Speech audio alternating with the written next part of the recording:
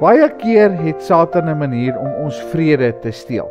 Nou, jou vrede en jou gemoedsrus is baie kosbaar vir God.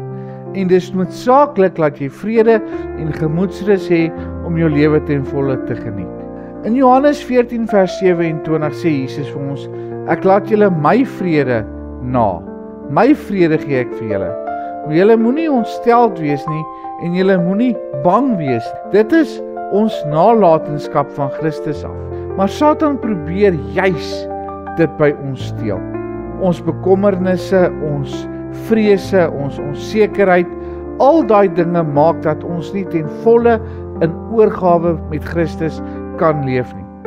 Ons mag dink dat ons nie kan help wat ons dink nie, dat ons geen beheer oor ons gedagtes het nie, maar God het ons die vermoë gegee om ons denke op hom te rig en dit te vernuwe. Wanneer ons kies om reg te dink en nie net enige gedagtes toe te laat nie, begin ons om die vrede te ervaar wat Christus vir ons gegee het. Hierdie wêreld bied baie valse vredes, maar die ware vrede, die wat jou verstand te bowe gaan, kom net van God af. Psalm 33 vers 11 sê vir ons, die raad van die Here bly vir ewig staan, die planne van sy hart gaan van geslag tot geslag. Nou vir my is dit baie awesome, dat die planne wat hy het, kom al vir dekades, kom al vir eeue. God se planne vir my en vir jou is vol vrede, vol hoop en vol vreugde.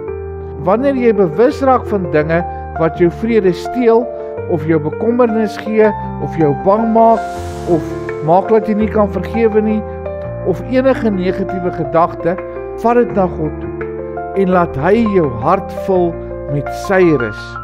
En dan moet ons konsentreer om aan God se dinge te dink. Kolossense 3 vers 2 sê, dink aan die dinge daarbo en nie aan die dinge hier op aarde nie.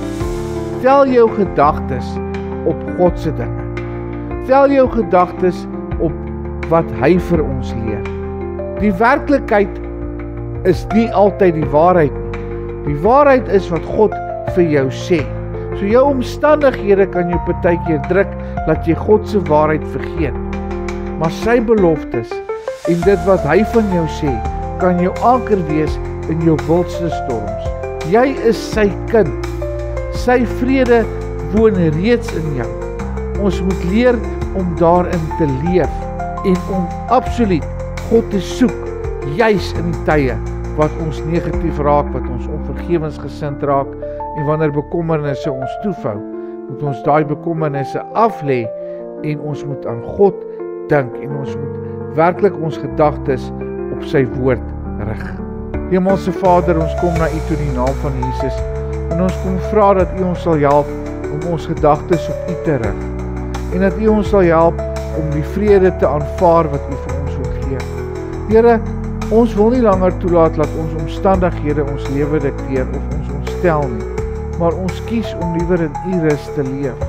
Ons kies om U te soek in alles wat ons doen. Vader, wees dan met ons en gee dat hierdie week vir ons 'n groot suksesvolle week sal wees, vol deurbrake, vol wonderwerke en gevul met U genade. Ons bid dit in Jesus se naam. Amen.